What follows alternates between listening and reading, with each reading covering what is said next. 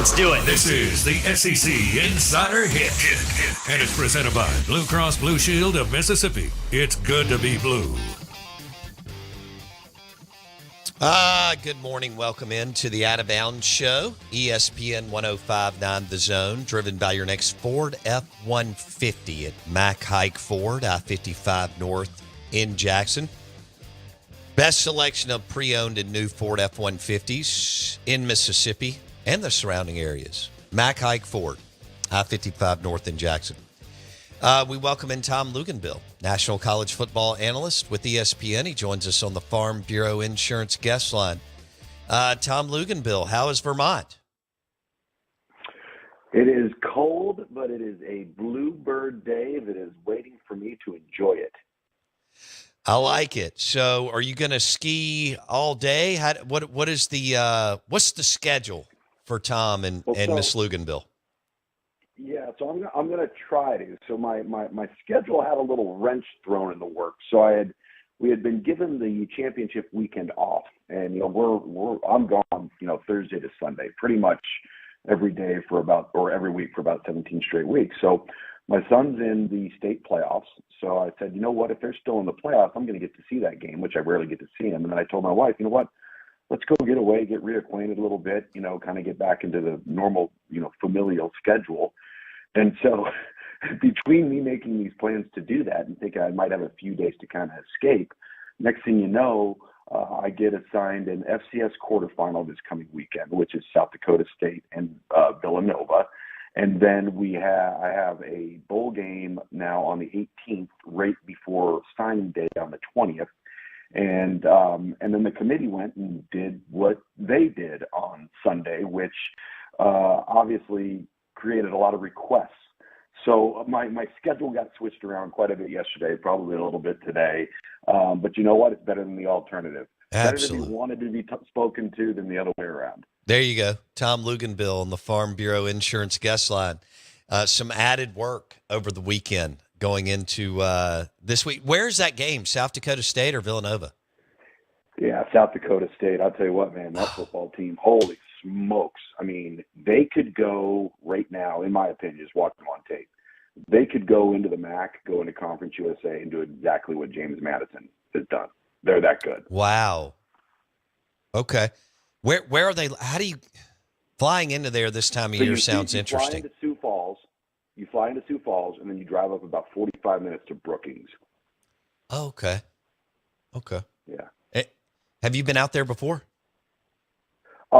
No, I actually have not. I've been to Idaho, Montana, and some of those places for games, and obviously very familiar with Fargo and all of the things that, these schools have done at the FCS level. And now, like all of them, North Dakota State, South Dakota State, they're all at the top tier of the FCS level of play. It's amazing what those programs have done, the investment those programs have made.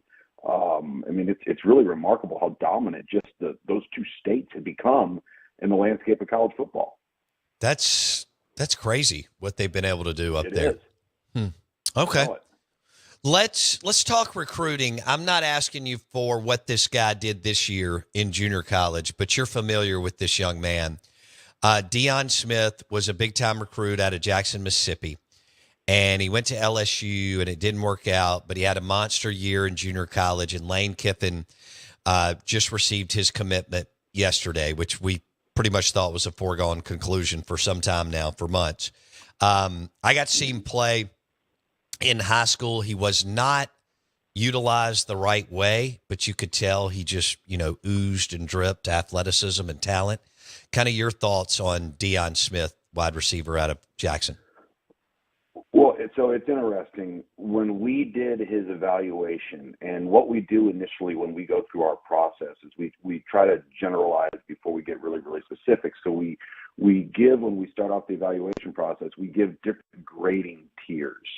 So we may give a guy a G5, a P5, an EP5, meaning that we think that this player will likely be most widely recruited at this level of football. Now, an EP5 for us would be what we label as an elite Power 5, meaning that we think the top 5% of college football programs will be heavily recruiting this guy, or have at least offered this guy. And I bring that up because when he was coming out of high school, and I'm looking at it right now, my initial evaluation of him was written on October 15th of 2018.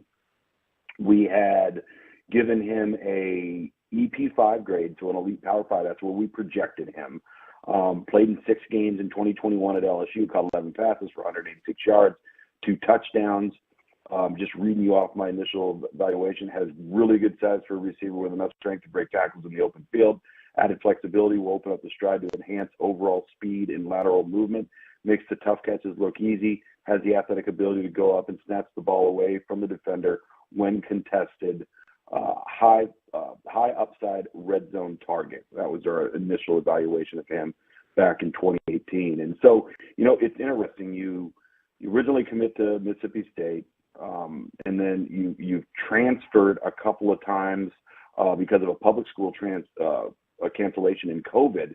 So this guy's had quite the path to finally arrive back at the Power 5 level. Yeah, so he's got all the tools, and it didn't quite work out at LSU, but he had a big year in JUCO, and Lane figures it out with just about anybody as far as scheming them up, making them better at wide receiver. I think this could be a great match in marriage. How do you see it? No, I do too. And I think, the size ratio, the athleticism ratio, you see kind of the common denominators of like what a Trey Harris brings. I don't know if he's going to be as top end fast as Trey Harris, but the similar type of skill set to make the acrobatic grab, great awareness and body control near the sideline or the back end line of the end zone. And then his size obviously makes him really, really attractive because with the wide arms, the bigger holes that you can throw into, the ability to out-muscle defenders, always a critical part of it. Tom Luginbill, national college football analyst with ESPN, also heads up recruiting. He joins us on the Farm Bureau Insurance guest line. This is the Out of Bounds Show, brought to you by Blue Cross Blue Shield of Mississippi. It's good to be blue, the official healthcare provider of the Out of Bounds Show. All right, well, now the texts are coming in on recruiting, so I'm going to ask you another one. Here we go. All right. Stonka Burnside, Starkville, Mississippi. Hell of an athlete. People are talking about which side of the football he could play on. What is your initial evaluation of Stonka Burnside out of Starkville? So he came to one of our camps actually back in 2020 that we had held in the state of Mississippi. Our camp evaluation, good-sized kid, is young, has a body to build to get bigger as the years go on, high upside physical development, has got to work on catching the ball out in front of him as opposed to being a cradle catcher, which is a phrase to use for guys that tend to let the ball come into their body. It almost looks like they're cradling the football instead of extending out in front. One of the things that we noted in here was that his skill set is very high, but he's also very raw. And so, again, this was written in 2020 when we initially see a guy, and then you have to be able to say, all right, what do we think this guy may or may not be, 3 years from now, 4 years from now. So to give you kind of an update on like a database of a library of how he has progressed, just to kind of give you a sense. So back in 2020, we had him at a height of 71 inches, which is 5'11", 184 pounds, but he ran a 4.9640. Now, fast forward to a camp in Dallas in 2022, same height, so he hasn't grown any height, probably going to be done there in terms of developing height, 183 pounds, and then he improved to a 4.77. Now, this last spring in Atlanta, 2023, all right, he gained a half an inch. So now he's 5'11 and a half, and he's also gained 11 pounds, 194 pounds, and then brought himself down to a 4.56 laser timed, and then ran a 4.38 20-yard short shuttle. And I bring those things up because when you start to see a guy as a freshman and then a sophomore and a junior, and you're categorizing this library of information, and when you see a player that has gotten bigger, yet at the same time has gotten faster, that's really, really attractive. And then we do an algorithm too, where we take the film and we take players on a straight line. Let's just say they've broken off, Bo, and they're on a 35-yard dead run in the middle of the game in pads, and we can actually do a mile per hour on him. So he had posted this past fall, he had posted a miles per hour of 20.3 at 194 pounds, which is, a pretty good pace, pretty good clip considering his size. Okay. That was strong right there. Kind of a 3-year development How's profile. This not boring the heck out of you guys? We're peeling back the layers here. Now you're having to live in my world a little bit. It's a little bit boring, isn't it? Well, but it was kind of a 3-year development profile of a high school player, which was kind of cool. Correct. I like that. Yeah. All right. Tom Luginbill on the Out of Bounds Show, ESPN 105.9 The Zone. Let's go to, we've got time to do more recruiting a little bit later. I want to recap Bama, Georgia with you a little bit. You and I talked about it last week. Obviously, you mentioned the line of scrimmage. We mentioned Milroe's ability to hurt Georgia with his legs. Yeah. And both teams, I thought, played really good football. It was a really good game.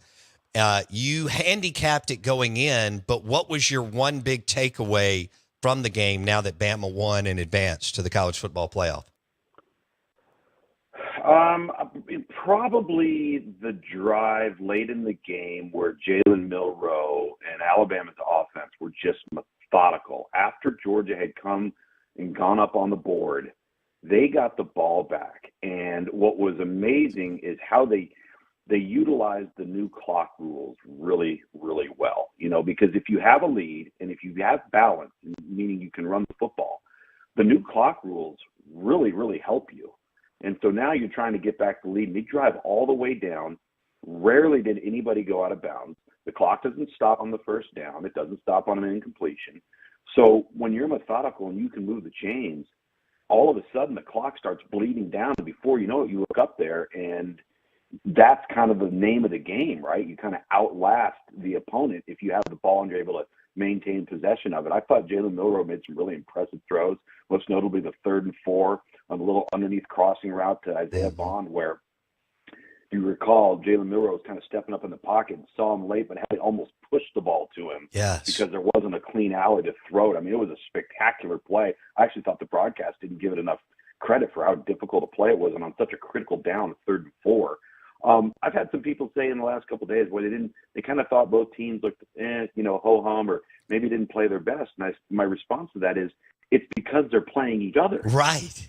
Like if they're so good and so talented that everything is hard for both teams. Yes. So it's not always going to look pretty. It's going to be a slugfest. And I said this to somebody. I said, okay, well, you didn't maybe think either team looked maybe necessarily at their best, and maybe at times that they weren't.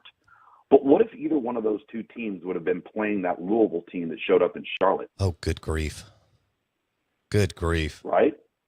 Yeah. Massacre. And so that's kind of how I respond to that. Is it's relative to the fact that they're playing each other. And I thought it was just one of those games where Alabama made a couple of more plays, fewer errors, and that was really what it came down to. And look, man, kudos to Saban and Bama. He had to flip out of coordinators, and they didn't. They lose Bryce Young, and they didn't really know what they wanted to do in September. In fact, I thought Saban and Reese made a terrible move going to South Florida and playing Simpson and the other dude, Buckner, I guess, who never played again, and didn't give Milroe the reps needed. And I thought it could hurt him the next week. I think it was against Ole Miss, but it did not. But they grew, they got better. And, we like to count Saban out at 71 years old. And here he is. As far as their recruiting profile, Tom Luginbill, you could argue Alabama's the favorite, right? With the 4 teams left. Sure. Yeah. Listen, they're not going away, and I don't think they will be going away while he is heading up that program. They've got too many good players, too much depth, too much talent. I think I shared this with you when I was talking with what is his name? Kevin Steele, excuse me. talking to Kevin Steele, we started talking about like talent profiles and roster profiles and depth, and how the transfer portal is kind of leaning everything real thin, and the talent's being spread around a little bit more, which is true. But with a place like Alabama or Georgia, it's not affecting their top 22 or their top 24 or 44, where you're seeing guys now go to other places. It's the 3s and the 4s that are on like an Alabama or Georgia's roster that are going to other places. And when they go to those other places, they're probably better than what that place has. So they have that opportunity to play. But everybody says, oh, the transfer portal's thinning everything out. I think it is to some degree, but it's not necessarily impacting the top 1s and 2s on both sides of the ball for those types of programs. They're still better in those areas. And so are you going to be able to hang on to all of them? No. I mean, that's the era that we're living in right now. What you want to try and avoid is starters, reserves that have played a lot of football. Those are the guys you got to keep around. Those are the ones you don't want to go into the transfer portal. You don't consider Michigan a elite recruiter. They're right there in the semi-elite, right? Outside of the top 7, 8, 9, 10. Is that right, or how do you see them? I think that they are a wonderful combination of access to elite players and the ability to develop players as good as anybody in the country. Like you look at Aiden Hutchinson. So Aiden Hutchinson for us was a 4-star back-end ESPN 300 type of player. They took him and made him a top 5 overall player. So that combination of having access to really good, sometimes potentially elite players, and then getting those players and making them better, in my opinion, is why Michigan is at where they're at right now. Mm. Yeah, they're doing a hell of a job developing players, and their offensive line is filthy, and has been. When it looked like he wanted to open it up for a while, and then he went back to smash mouth football. Not that they can't throw it, because you know this. JJ made some phenomenal throws against Ohio State and some other teams this year. I did think you brought up a great point. Why did Ohio State stop throwing the football when they played? But it is what it is. But as far as Michigan, describe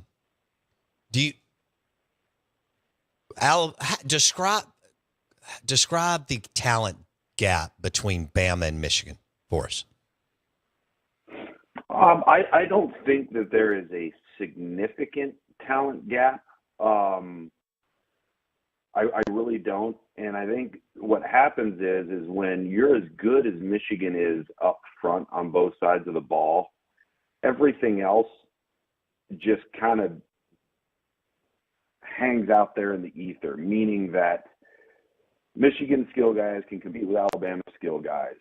All right, but the question is who's going to win up front on both sides of the ball. Like that's the game within the game, right? Like can Alabama line up defensively and force Michigan to have to throw the ball consistently to win, to put Michigan in a position where they don't get to line up and hand it off 29 straight times in a row like they did to Penn State.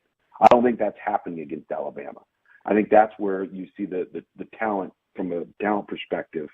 I think it's Alabama's too talented to allow that to happen. Right. But it's not as if Michigan couldn't pull it off. I don't think, if you ask me, okay, where is maybe there's something that looks different about Alabama, I would maybe say their linebacking pass rushers and some of their offensive skill might be a little more gifted than some of Michigan's offensive skill. Defensively in the defensive back end, guys like Will Johnson, Sanders Still, those guys at Michigan, all very, very good. Are they Caleb Downs, Malachi Moore, Kool-Aid McKinstry, and Terran Arnold? I don't know. I just don't know. That's why all of those guys on the back end for both teams, all of those guys at the skill spots, they're important. Don't get me wrong. Mm-hmm. But it's going to be the offensive front, the defensive front seven on both sides of the line of scrimmage that will tell you just how far the gap is or how little the gap is between the two of them. Okay. Tom Luginbill, ESPN, on the Farm Bureau Insurance guest line. He is live from Vermont, but is calling a game in South Dakota this weekend. I love it. let's go one more on Harbaugh. Is he one of the strangest people you've ever been around? He's a different bird.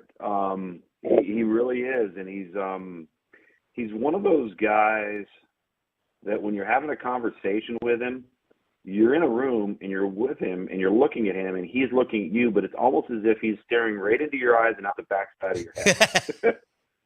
And he's a little bit, and Mike Leach was a little bit this way, where you're having a conversation with him and he's so intelligent that he's staring at you, but he's already on to the next 2 to 3 things that are probably going to come up, that he knows are going to come up, but they haven't come up yet. Yes. And he's thinking about how is he going to address those types of things. And Jim Harbaugh is a little bit that way. He's, I think it's fair to say sometimes he can be frustrating. Mm-hmm. He is pretty honest though. Like when you visit with him, he's fairly honest, in terms of his assessment of things, but he's also at the same time very, very, very guarded. Like when you ask him questions, you're not going to get long form answers from him. I lived what you're talking about with Mike Leach many a times. Oh yeah, you know it. Okay, I think this is it for him. I think he finally takes that NFL job. Maybe the Chargers. Might be. He has done first of all, I never sold my Harbaugh stock, Tom Luginbill. So I know he went through that kind of middle spot where it was a little rocky, but I kept going, what the hell are these people talking about? Of course you don't fire. You may be mad at him. You may be upset with him. No coach wins as many games as any of us want him to, but you don't ever think about moving off of Jim Harbaugh if you're the University of Michigan. That was my thoughts a few years ago. Luke's. Yeah, and the thing is, once you beat Ohio State, and then all of a sudden the tables turned on Michigan suddenly being the team that continually failed to perform against top 10 opponents to becoming the top 10 opponent that nobody could beat. That's really what saved him. Right.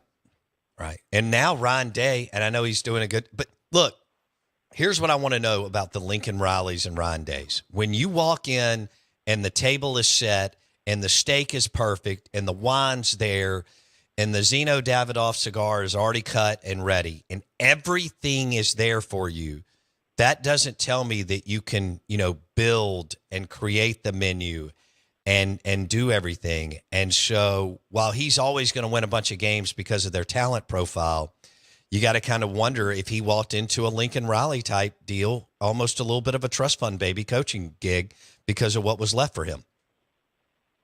Well, I'll tell you one thing. He walked into a scenario that is much, much, much healthier on defense than Lincoln Riley did at Oklahoma or USC. No question. And that's probably helped Ryan Day more so than anything else. No question.